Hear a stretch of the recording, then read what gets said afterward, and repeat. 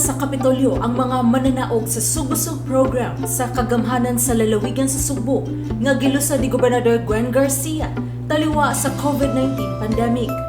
Dulan 8,000 ang mga nisalmot sa lain-laing mga kategorya sa programa gikan sa 7 ka mga distrito sa lalawigan. Ang Kapitolyo pinagi sa Provincial Agriculturist Office mo'y nang hatag sa libreng mga liso sa lain-laing mga utanon.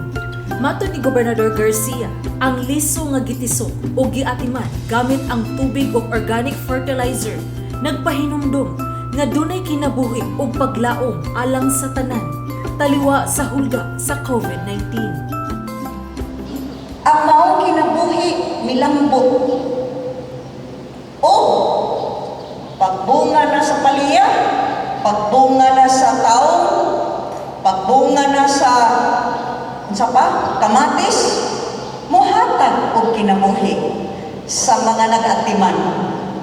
Kay makaani naman, mahimo naman utanon, makakaon naman pamilya. Mao kana ang mensahe sa Sugbusog. Mensahe sa paglaom, mensahe sa kinabuhi.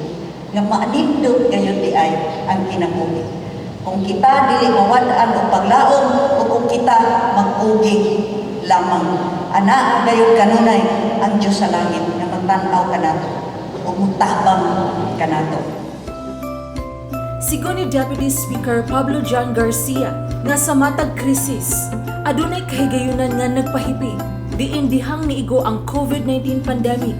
Nakita nga kinahanglan usab atimanon ang seguridad sa pagkaon. Kini usa ka testamento sa maayo nga liderato ni Governor Gwen Garcia na taliwala ni atong krisis nga atong giatubang nakakita siya sa oportunidad sa kahigayunan nga ang Sugbo muhawas gikan niining krisis nga maarang-arang gihapon ang atong kinabuhi o panginabuhi. Gawas nga dunay makaon nga labas nga mga utanon ang isig ka pamilya, nahalinan usab ang mga nisalmot, kay ang uban ni ini ila usab gipamaligya ngadto sa mga silingan. Kita mismo nananong sa ato mga kanunong kay ibalutan na safe siya, kabalutan po sa ating mga gipanggamit, organic fertilizers, wala tayo gisagol ng mga chemical sa pagkaon, kunya affordable kay hindi naman tabuhayan, punta namin nagtanong, kunya accessible na ara sa akong kanan. Dili lang tungod kay nahimo mong winner o naamay ihatag ninyo ng premium, ang tanan na ning entra o ni apil aning programa, doon na sila makaon na limpyo, presko, libre na mga utanon alang sa ilang mga tagsa-tagsa ng mga pamilya. So kanang butangan, daog na mudaan, dako kayong savings ninyo. Mo'y nakita ako ini ang programa sa Gobernador. Dili ra ayuda nga ang iya ang itunon kung dili tudluan, agaton sila, unsaon sila, mabuhi ang tagsa-tagsa kanato. So mao ni mensahe nga gusto ipadala no, sa atong Gobernador para sa katawhan. Ani ang mga mananaog sa ikapito o ikatulong mga distrito sa lain-laing mga kategorya.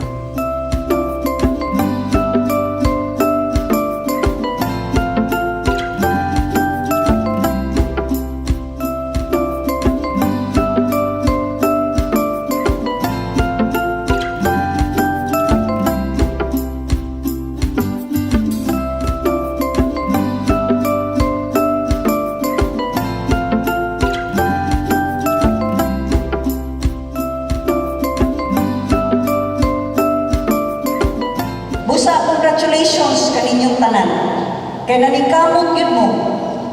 Nasayod ko, kining atong awarding karon segunda na lang ni. Kay mananaog na mudaan. Nakaani na mo sa inyong kapugi. Uban tingalan ninyo, ibaligya na ninyo no. Pero ang labing manindot yun, ang pamilya, ang mga anak, nakakaon na yung presko. nga utanon libre pa yun sa chemical nga mga fertilizer kay organic man. Nakita nato kung unsa kanindot gid kaayo ni maong programa. Sila si Florentina Ducay, 62 anyos, ug Maria Elena Ferrion, 50 anyos, duha sa mga mananaog. Mapasalamato ni Gobernador Garcia sa kahigayunan nga nakaapil sila sa Sugbusog program. Nagpasalamat ko sa programa ni Governor Vince Garcia gawa sa Sugbusog dako kay katabang sa among pamilya.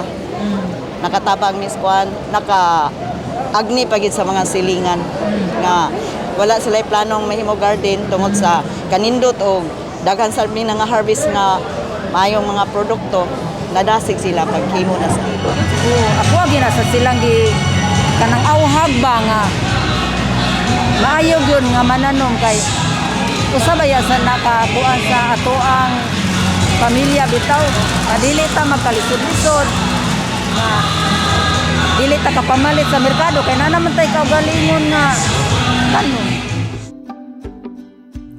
Ang tanang mga mananaog nakadawat og cash prizes ug mga plaque alang sa household backyard o containerized categories sa municipal ug city level. 3,000 pesos, 2,000 pesos ug 1,000 ka pesos ang nadawat sa una, ikaduha ug ikatulo mga mananaog. Sa purok backyard o containerized category, 5,000 pesos, 3,000 pesos ug 2,000 pesos alang sa unang tulo ka mga mananaog. Sa district level, alang sa household backyard o containerized category, tag 5,000 pesos, 4,000 pesos ug 3,000 pesos alang sa una, ikaduha ug ikatulong mananaog. Samtang 8,000 pesos, 6,000 pesos ug 5,000 pesos sa purok backyard o containerized category ang nadawat sa tulo ka nag-unang mga mananaog sa district level. Sa provincial level, alang sa household backyard o containerized category, 10,000 pesos, 8,000 pesos ug 6,000 pesos alang sa una, ikaduha ug ikatulong winners. Samtang 20,000 pesos, 15,000 pesos ug 10,000 pesos alang sa unang tulo ka mga mananaog sa purok backyard o containerized category sa provincial level. Alang sa mga mananaog sa ikatulong distrito, gidungagan ni Deputy Speaker Garcia ang ilahang premyo. Alang sa balita sa Subo, kini si Sheila Gravinas.